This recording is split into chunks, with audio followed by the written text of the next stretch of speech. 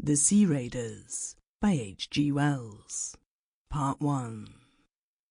Until the extraordinary affair at Sidmouth, the peculiar species Haplotoisis ferox was known to science only generically, on the strength of a half-digested tentacle obtained near the Azores, and a decaying body pecked by birds and nibbled by fish, found early in 1896 by Mr. Jennings, near Land's End.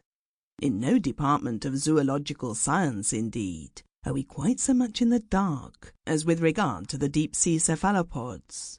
A mere accident, for instance, it was that led to the Prince of Monaco's discovery of nearly a dozen new forms in the summer of 1895, a discovery in which the before-mentioned tentacle was included.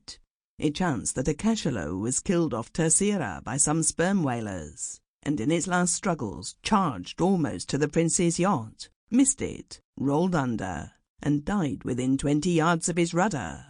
And in its agony it threw up a number of large objects, which the prince, dimly perceiving they were strange and important, was, by a happy expedient, able to secure before they sank. He set his screws in motion, and kept them circling in the vortices thus created, until a boat could be lowered.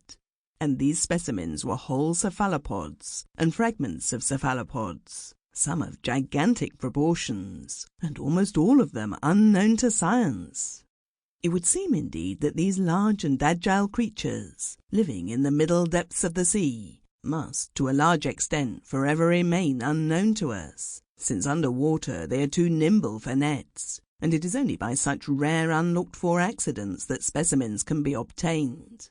In the case of Haplotoisis ferox, for instance, we are still altogether ignorant of its habitat, as ignorant as we are of the breeding ground of the herring, or the seaways of the salmon, and zoologists are altogether at a loss to account for its sudden appearance on our coast.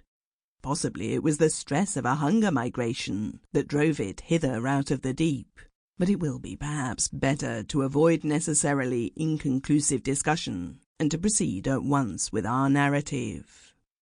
The first human being to set eyes upon a living Haplotoithis, the first human being to survive, that is, for there can be little doubt now that the wave of bathing fatalities and boating accidents that travelled along the coast of Cornwall and Devon in early May was due to this cause. It was a retired tea dealer of the name of Fison, who was stopping at a Sidmouth boarding house.